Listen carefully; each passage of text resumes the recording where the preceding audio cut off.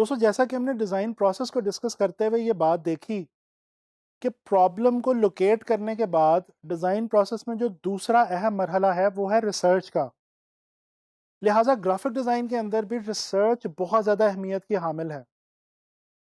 یہ research he ہے جس کی مدد سے آپ آگے چل کے اپنے ڈیزائن کو امپروو کرنے کے لیے اور اچھا بنانے کے لیے بیس پرووائڈ کرتے ہیں. اگر آپ کوئی بھی گرافک ڈیزائن آئٹم پروڈیوس کرنے جا رہے ہیں، مثال کے طور پہ کوئی پوسٹر یا کوئی میگزین ایڈ یا پوری ایڈورٹائزنگ کیمپین ہی کیوں نہ ہو، یہ ضروری ہے کہ پہلے آپ اس کے ٹارگٹ آڈینس کے بارے میں مکمل ریسرچ کر لیں. آپ اچھے طریقے سے یہ دیکھ لیں کہ وہ کون سے لوگ ہیں جن کے لیے آپ وہ میسج پروڈیوس کر رہے ہیں. ان لوگوں کا کس فائنینشیل کلاس سے، کس ایجوکیشنل کلاس سے اور کس سوشل کلاس سے تعلق ہے. اسی طرح سے ممکن ہوگا کہ آپ ان کے لیے صحیح میسج صحیح ویژول کے ساتھ کریٹ کر پائیں گے.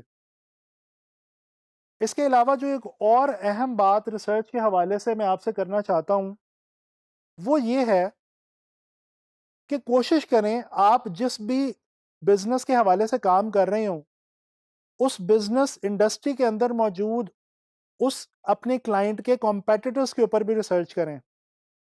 مثال کے طور پہ آپ جوتوں کے کسی برانڈ کے لیے پوسٹر ڈیزائن کر رہے ہیں تو کوشش کریں کہ اس جوتوں کے برانڈ کے جو کمپیٹیٹر برانڈز مارکیٹ میں موجود ہیں ان کے ڈیزائنز اور ان کی ڈیزائن پالیسی کے اوپر پہلے اچھی طرح سے ریسرچ کر لیں تاکہ آپ کو اس انڈسٹری کے حوالے سے اور اس کے اندر یوز ہونے والے ویژولز کے حوالے سے کچھ اہم انفارمیشن مل جائے. دوستوں on line freelance market places پہ ایز اے گرافک ڈیزائنر کام کرتے ہوئے آپ کو ایک بہت بڑی سہولت ملتی ہے، وہ یہ کہ ان ویب سائٹس کے اوپر ایک یہ پریکٹس موجود ہے کہ کلائنٹ جب اپنی کوئی اسائنمنٹ یا اپنی کوئی ڈیزائن جاب اپلوڈ کرتا ہے تو وہ اس کے ساتھ عام طور پہ ایک چھوٹی سی ڈیزائن بریف بھی اپلوڈ کرتا ہے. دوستو یہ ڈیزائن بریف وہ ڈاکومنٹ ہے جس کے اندر آپ کے کلائنٹ نے وہ تمام اہم ریکوائرمنٹس بیان کر دی ہوتی ہیں جو وہ آپ سے اس ڈیزائن کے حوالے سے چاہ رہا ہے. لہٰذا کوشش کریں کہ اس ڈیزائن بریف والے ڈاکومنٹ کو یا اس پورشن کو بہت احتیاط کے ساتھ اور بہت تسلی سے پڑھ لیں اور سمجھ لیں تاکہ آپ جو ڈیزائن بنائیں وہ آپ کے کلائنٹ کی اور آپ کے ٹارگٹ آڈینس کی ریکوائرمنٹ کے عین مطابق ہو. دوستو ڈیزائن کے اندر ریسرچ کے بعد جو ایک تیسرا مرحلہ آتا ہے وہ ہم پہلے بھی ڈسکس کر چکے ہیں، وہ ہے آئیڈیا کریٹ کرنا یا کانسیپٹ ڈیولپ کرنا. دوستو آئیڈیا ایک ایسی چیز ہے جو ہمارے ڈیزائن کی بیس ہے. ہم سب سے پہلے ایک رف آئیڈیا سوچتے ہیں اور یہاں پہ یہ بھی آپ کو پتا ہونا چاہیے کہ کوئی بھی آئیڈیا شروع کے اندر مکمل نہیں ہوتا. شروع میں جب آپ کسی بھی ڈیزائن کے بارے میں سوچنا شروع کریں گے تو سب سے پہلے آپ کے مائنڈ میں اس کو لے کے صرف ایک رف سا آئیڈیا آئے گا. اس کے بعد آپ اس رف آئیڈیا کے اوپر ورکنگ کرنا شروع کریں گے اور جیسے جیسے آپ اس کے اوپر ورکنگ کرتے جائیں گے وہ آئیڈیا ایک جامع مکمل کانسیپٹ کی شکل اختیار کرتا جائے گا اور یہی کانسیپٹ آپ کے ڈیزائن کے اندر تبدیل ہوگا. عام طور پہ ہم اپنے آئیڈیا کو پختہ کرنے کے لیے اور کانسیپٹ کی شکل دینے کے لیے اور پھر اس کو کانسیپٹ سے ڈیزائن کے اندر لے کے آنے کے لیے ڈرائنگ، گرافکس، اسکیچز، امیجز اور ٹیکسٹ کا سہارا لیتے ہیں. جیسے جیسے ہم اس کے اندر ٹیکسٹ اور گرافکس ایڈ کرتے جاتے ہیں ویسے ویسے ہمارا آئیڈیا جو ہے وہ میچور ہوتا چلا جاتا ہے. دوستو آئیڈیا کی مثال ایک بیج کی سی ہے. جیسے جب کوئی درخت اگانا مقصود ہو تو پہلے ایک بیج بویا جاتا ہے اور اس کو ہوا اور پانی کی مدد سے درخت بننے کے اندر مدد دی جاتی ہے.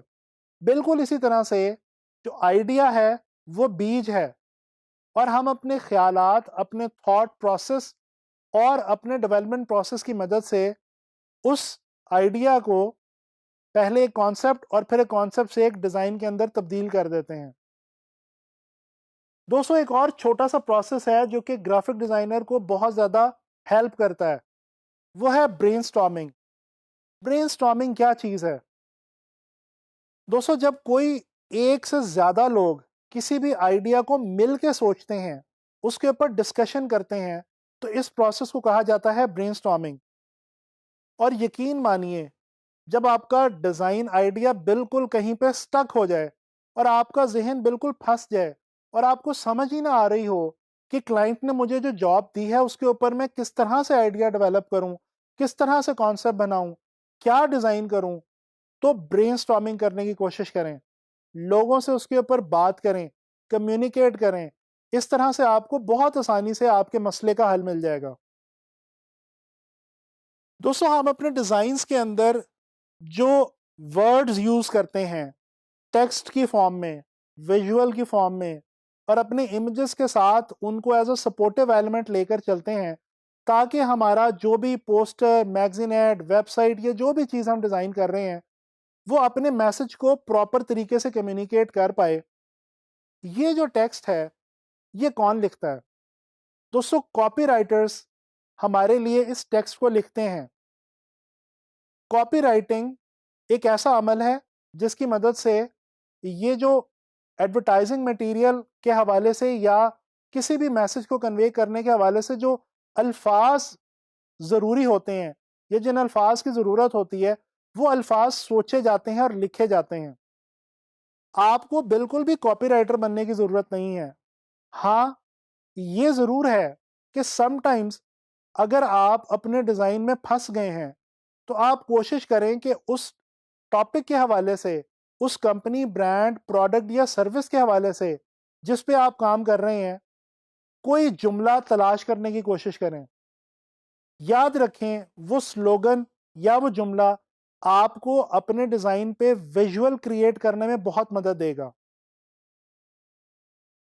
دوستو دنیا کے مشہور برانڈز اور کمپنیز کے بہت مشہور سلوگنز ہوا کرتے ہیں۔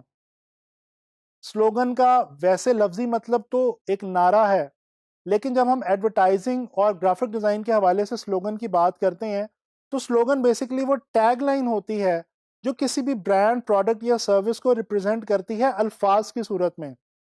جیسے کہ تھنک ڈن ایک کورئر کمپنی کا، مشہور کورئر کمپنی کا سلوگن ہے۔ اسی طرح سے جسٹ ڈو اٹ جوتے بنانے والی ایک بہت مشہور زمانہ برانڈ کا سلوگن ہے۔ تو یہ جو سلوگنز ہوا کرتے ہیں یہ بھی ہمیں سم ٹائمز مدد دیتے ہیں ڈیزائن پروسیس کو آگے لے کے چلنے کے لیے۔ آخر میں آپ کو 2 ایسی ٹپس دینا چاہتا ہوں جو اس ساری ریسرچ اور کانسیپٹ والی جو بات ہے اس کو کمپائل کریں گے اور آپ کو بہت مدد دیں گے گرافک ڈیزائن کے اندر۔